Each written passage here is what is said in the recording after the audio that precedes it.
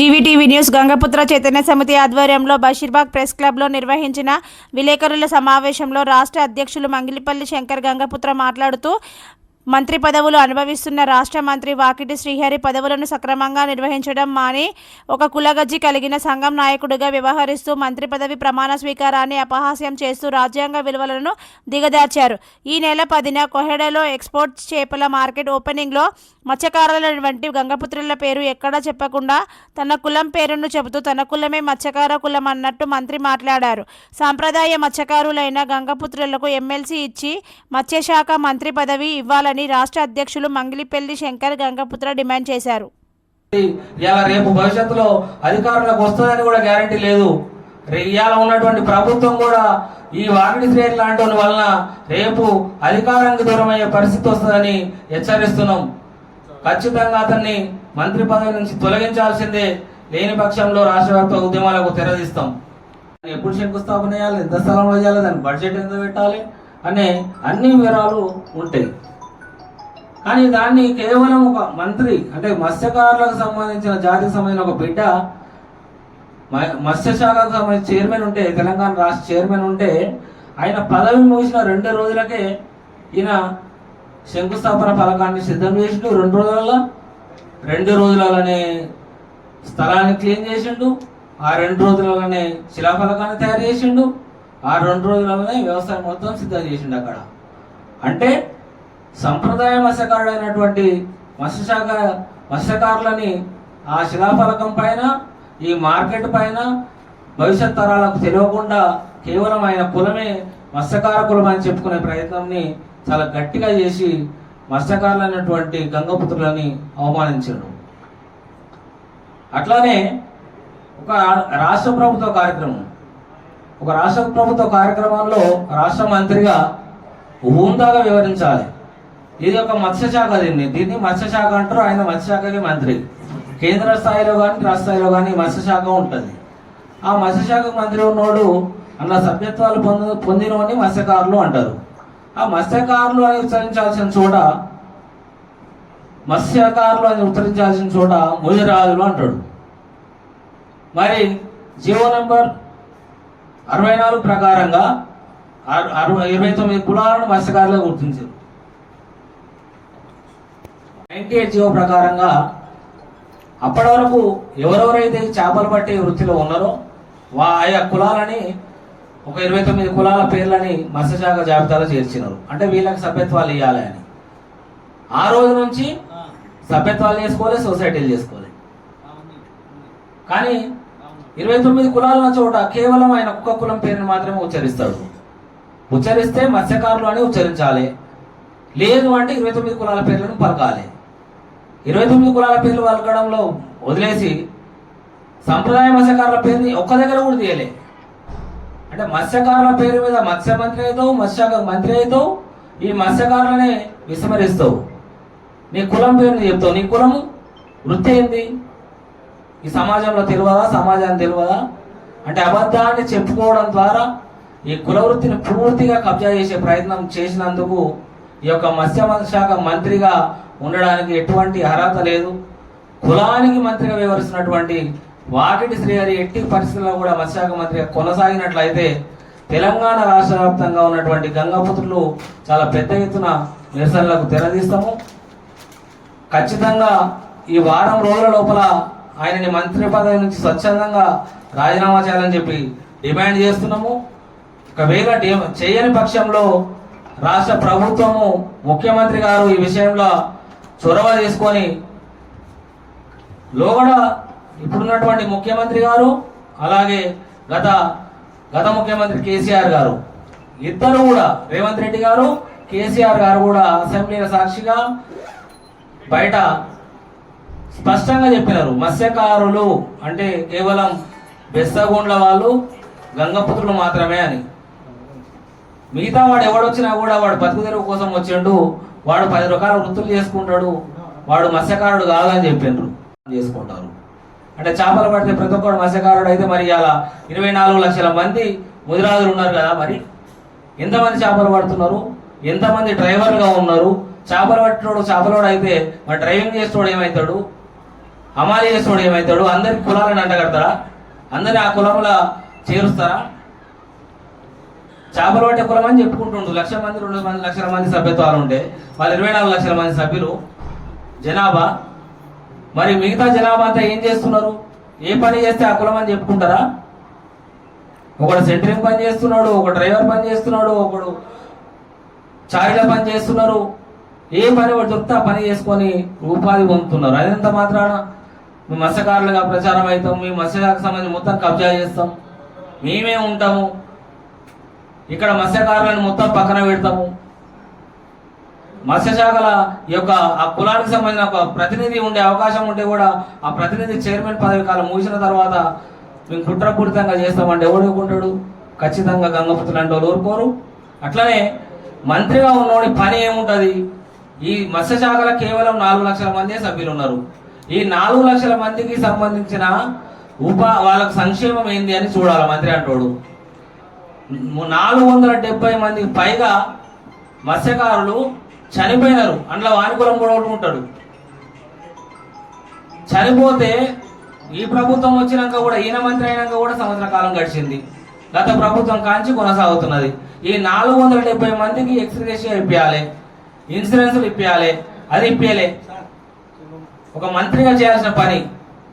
అట్లనే ఈ చేపలు నేను చెప్పుకుంటుండు కదా, మరి ఆ చేపల పంపిణీ పథకం కొనసాగుతుంది తెలంగాణలో. ఇవాళ ఆల్రెడీ జూలై 13కు వచ్చినాము. జూన్, జూలై, ఆగస్ట్ లోపలనే చేప పిల్లల్ని పంపిణీ చేయాలి. ఇప్పటి వరకు ఆ చేప పిల్లల టెండర్లకి పిలువలే. నువ్వు మత్స్యశాఖ మంత్రిగా ఏం చేస్తున్నావు? సభ్యత్వాలే ఎంతసేపు ఉన్నా నేను మత్స్యకారుడిని, నేను చేపలోడిని, మా కులపోడు చేపలోడు అని చెప్తున్నావు. మత్స్యకారులకు ఏం న్యాయం చేస్తున్నావు?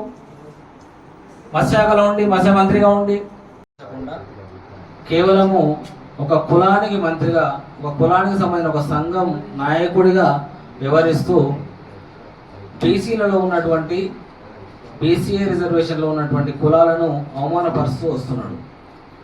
ఒక రాష్ట్ర మంత్రి స్థాయిలో ఉండి తన కులానికి బీసీఏ రిజర్వేషన్లో కలపాలని బీసీ కమిషన్ ఆఫీసుకు పోతాడు. ఒక ప్రభుత్వ మీటింగ్లో వెళ్ళి చేపలోనికి చేపల మంత్రి ఇచ్చిండు అంటాడు. ఆయన కులమేంది, ఆయన వృత్తి ఏంది, ఆయన చేస్తున్న పదవి ఏంది, ఆయన మాట్లాడే మాటలేంది. ఒక రాష్ట్ర స్థాయిలో ఉన్నటువంటి మంత్రి చేపలోడు అంటే వాడు ఆయన కులం ఏంది? ఆయన కులము కాపలాదారులు, బంట్లు, వ్యవసాయదారులు అని అనంతరామన్ కమిషన్లో స్పష్టంగా తెలియజేయడం జరిగింది. అయినప్పటికీ కూడా నేను చేపలు అంటాడు. అంటే వాళ్ళ తాత ముత్తాత ఎవడన్నా చేపలు పట్టిండా? చేపలు పడితే మాత్రమే చేపలు పట్టుకోడు అవుతాడా? చేపలు ఇవాళ రజకులు పడుతున్నారు, రెడ్డిలు పడుతున్నారు, ముస్లిమ్స్ పడుతున్నారు, ఎస్టీలు పడుతున్నారు, ఎస్సీలు పడుతున్నారు. మరి వీళ్ళందరూ కూడా చేపలు అవుతారా? అట్లనే తెలంగాణ రాష్ట్రంలో 24 లక్షల పైన జనాభా ఉన్నాము. తెలంగాణ అత్యంత పెద్ద సంఖ్య అంటున్నారు. మరి అందరూ మత్స్యకారుల సొసైటీల సభ్యత్వాలు పొందినారు వాళ్ళేమన్నా? 64 సొసైటీ యాక్ట్ వస్తే గత 6-10 సంవత్సరాలలోనే దాదాపుగా 1,00,000 పైన సభ్యత్వాలు కొత్తగా చేసుకున్నారు. అంటే వాళ్ళు ఉన్నది మొత్తం 2 లక్షల మంది సభ్యత్వాలు. దాంట్లో 1,00,000 సభ్యత్వాలు కేవలం ఈ 10 ఏళ్ల కాలంలో చేసుకున్నారు. మరి నిజంగానే మత్స్యకారుడు చేపలు పట్టేటోడు చేపలోడు అయితే ఈ 60 ఏళ్ల కాలంలో ఎందుకు చేసుకోలేకపోయారు? అసలు మత్స్యకారులకు వాళ్ళకు సంబంధమే లేదు. కేవలము మా తాతల దగ్గర బానిసగిరి చేసి అయ్యా ఒక చాపి, అమ్మ ఒక చాపి అని అడుక్కొని మా చెర్ల కాపలా ఉన్నోడు ఇవాళ నేనే చేపలు అని చెప్పుకుంటున్నాడు. ఇవాళ ఎంత దిగజారిండి అంటే చేపల మార్కెట్ని ఏర్పాటు చేస్తే మత్స్యకారులకు అక్కడ స్థానం లేకుండా చేసి దాన్ని శంకుస్థాపన చేసిండు. గత 2 సంవత్సరాల నుంచి మత్స్యశాఖకు ఒక ఫిషరీ చైర్మన్ ఉన్నాడు. ఆ చైర్మన్ పదవి ఉన్నంత కాలము కాలయాపన చేసి ఆ పదవీ కాలం ముగిసిన కేవలం 2 రోజులలోనే, అంటే ఒక ప్రభుత్వం ఇప్పటిదాకా చేపల మార్కెట్ ప్రభుత్వం తెలంగాణలో లేదు. అటువంటిది ఒక ఎక్స్పోర్ట్ ఫిష్ మార్కెట్ నిర్మాణం చేయడానికి శంకుస్థాపన చేయాలంటే ఎన్నో సంవత్సరాలుగా దానిపైన కార్యాచరణ ఉంటుంది, ప్రభుత్వము ప్రణాళికలు ఉంటాయి, దానికి సంబంధించిన వ్యయ ఖర్చులు ఎట్లా ఎంత అవుతుంది.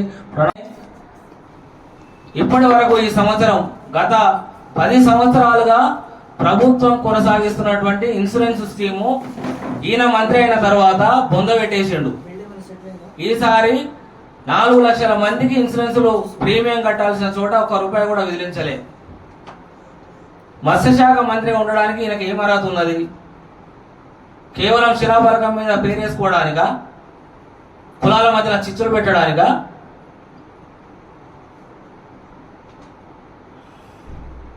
ఇంకా కుట్రపూరితంగా వ్యవహరిస్తూ గత ప్రభుత్వంలో వచ్చినటువంటి జీవోల పైన ఎక్స్పర్ట్ కమిటీ నివేదికలు తెప్పించుకొని ఎక్కడైతే గంగపుత్ర సొసైటీలు, ప్యూర్ సొసైటీలు ఉన్నాయో, ఎక్కడైతే సొసైటీలు కేవలం సంప్రదాయ మత్స్యకారులు గత 62 సంవత్సరాలుగా కొనసాగించుకుంటున్నారో వాళ్ళ సొసైటీలకు వీళ్ళ కులాన్ని చొప్పించడానికి అధికారులని మీకు ప్రమోషన్లు ఇస్తా, మా కులపోలకు సభ్యత్వాలు ఇవ్వాలి, గంగపుత్ర సొసైటీలను విడదీసి మా కులపోలకు సొసైటీలు చేయాలి అని ప్రలోభాలకు గురి చేసి, బెదిరింపులకు గురి చేసి మా గంగపుత్రులని పుట్టగొట్టడానికి పూర్తి స్థాయిలో కుట్ర పన్నుతున్నాడు. ఇటువంటి మంత్రి ఉన్నట్టయితే మాకు రక్షణ లేదు. మా కుల వృత్తి ఇప్పటికే 70% పైన దోపిడీ చేసినాడు. ఇంకా కూడా పూర్తిగా కూడా అన్యాక్రాంతం చేసే కుట్ర చేస్తున్నాడు. ఈ మత్స్యశాఖలో మా కులంని కనుమరుగు చేసే కుట్ర చేస్తున్నాడు. కాబట్టి ఎట్టి పరిస్థితుల్లో కూడా వాగిడి శ్రీహరిని మంత్రి పదవి నుంచి తొలగించాల్సిందే. తొలగించని పక్షంలో ఖచ్చితంగా గత ప్రభుత్వంలో తలసాని శ్రీనివాస యాదవ్కు పట్టిన గతే మళ్ళా వాగిడి శ్రీహరి కూడా పడుతుంది.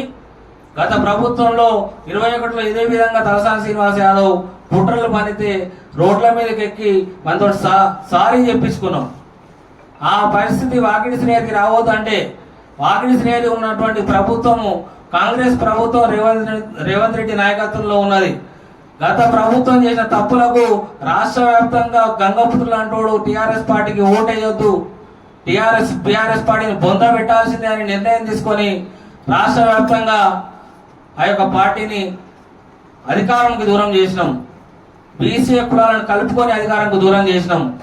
ఇదే విధంగా ఇదే వాగిడి శ్రీహరిని మంత్రి శాఖలు కొనసాగిస్తే ఖచ్చితంగా ఈ యొక్క ప్రభుత్వానికి కూడా అదే గట్టి ఖచ్చితంగా పడుతుంది. ఎందుకంటే బీసీ కులాలు 112, 129 కులాలు ఉంటే బీసీఏ రిజర్వేషన్ లోనే సగం కులాలు ఉన్నాయి. ఆ కులాల జాబితాలోకి ఈయన కులాన్ని తీసుకొస్తా అని మంత్రి పదవిని వాడుకొని బీసీ కమిషన్ని కానీ నాయకులను కానీ అందరినీ ప్రలోభ పెట్టే ప్రయత్నం చేస్తున్నాడు. కాబట్టి ఈయనని ఖచ్చితంగా మంత్రి పదవి నుంచి తొలగించాల్సిందే. లేని పక్షంలో ఈ యొక్క గంగపుత్రులకు అండ ఉండదు, మాకు రక్షణ ఉండదు. కాబట్టి వెంటనే ముఖ్యమంత్రి గారు స్పందించి ఇతని మంత్రి పదవి నుంచి తొలగించాలి. లేని పక్షంలో వెంటనే త్వరలోనే కార్యాచరణ ప్రకటిస్తాము. ప్రగతి భవన్ ముట్టడి చేస్తాము. ఏదైతే ప్రజాభవన్ చెప్పినో ప్రజాభవన్ ముట్టడి చేస్తాము. రేవంత్ రెడ్డి గారి ఇంటిని ముట్టడి చేస్తాము. అట్లనే సెక్రటరియట్ ని ముట్టడి చేస్తాం. రాష్ట్రం మొత్తం దిగ్బంధించే ప్రయత్నం చేస్తాం. మేము తక్కువ సంఖ్యలో ఉన్నామని మాకు చిన్న చూపిస్తున్నారు. ఒక్కడే కులం ఎక్కువ ఉన్నదని చెప్పి ఒకే కులం తోటి ఆ కులాన్ని నమ్ముకున్న ప్రతి ఒక్కడు నాశనం అయిపోయినాడు. వాగిడి శ్రీహరిని వెంటనే